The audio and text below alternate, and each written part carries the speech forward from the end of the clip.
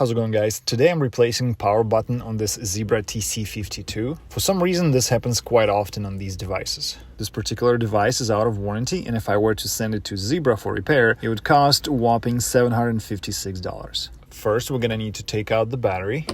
As far as tools, all we need is a Torx T6 screwdriver and something pointy like these tweezers right here. And of course, we're gonna need replacement power button. You can source it from your parts bin if possible.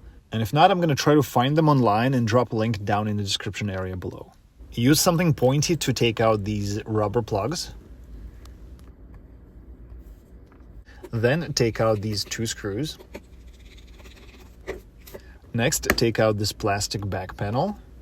Sometimes it comes out with this black piece, and sometimes this black part stays attached to the phone.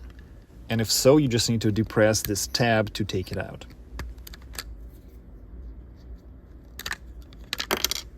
So this one is actually the phone from my parts bin, and I'm going to take out and reuse the power button from it.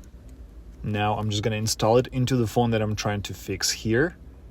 This one is still pretty sticky, but if necessary, apply some adhesive to keep it in place. Put everything back in the reverse order and then test your device. Once again, check out the links below for the parts and tools used in this video. Alright, I hope the video was helpful, and if so, please give it a like. Thanks for watching. Have a nice day.